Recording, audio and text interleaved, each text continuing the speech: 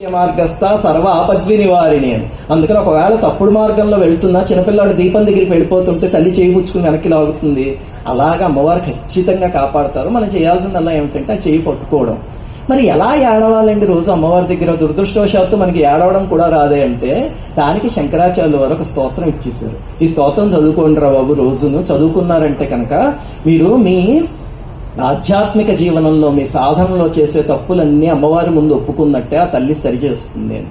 ఏమిటి ఆ స్తోత్రం అంటే విచిత్రం చూడండి. ఇందాక శ్రీ విద్యోపాసకులు ఒకసారి మాట్లాడారు కదా, వారు కూడా ఆఖర ఆ స్తోత్రం పేరు చెప్పి అప్పుడు ఆపేశారు. ఏమిటది?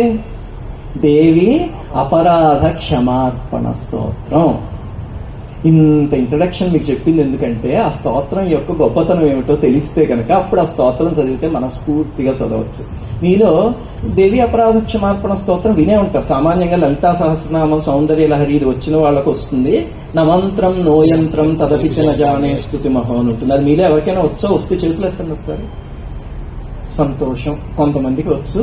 రాకపోతే కనుక ఈ రోజు నుంచి నేర్చుకోండి.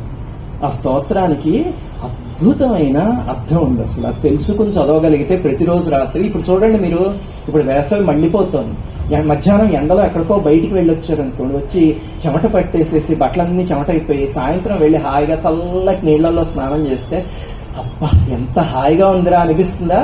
ఈ స్తోత్రం అర్థం తెలుసుకుని ప్రతిరోజు రాత్రి పడుకోబోయే ముందు ఒక్కసారి చదవండి. చదివితే మనస్సుకి స్నానం జరుగుతుంది. అది చాలా విచిత్రమైన ప్రక్రియ. అర్థం తెలుసుకుని చదవండి, మనస్సు స్నానం చేస్తుంది.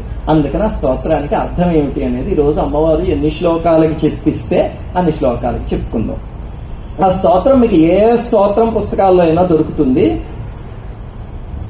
సరే, మొట్టమొదటి శ్లోకం ఏమిటి అంటే నమంత్రం నోయంత్రం తదపి చ న జానే స్తుతిమహో న చాహ్వానం ధ్యానం తదపి చ న జానే స్తుతి కథా న జానే ముద్రాస్తే తదపి చ న జానే విలపనం పరం జానే మాతః త్వదనుసరణం క్లేశహరణం. అద్భుతమైన శ్లోకం. అసలు శంకరాచార్యుల వారు ప్రారంభిస్తే ఈ స్థాయిలో ప్రారంభిస్తారు.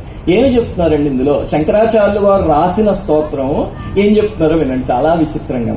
నమంత్రం నో యంత్రం. అమ్మ నాకు మంత్రాలు తెలియవు, నాకు యంత్రాలు తెలియవు.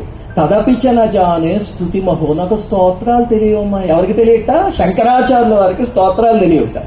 నచాహ్వానం ధ్యానం. అమ్మ నాకు ఆవాహన, ధ్యానం, ఆసనం, పాద్యం, అర్ఘ్యం అనే షోడశోపచార పూజలు ఉన్నాయి కదా, అవి కూడా తెలియవమ్మా నాకు.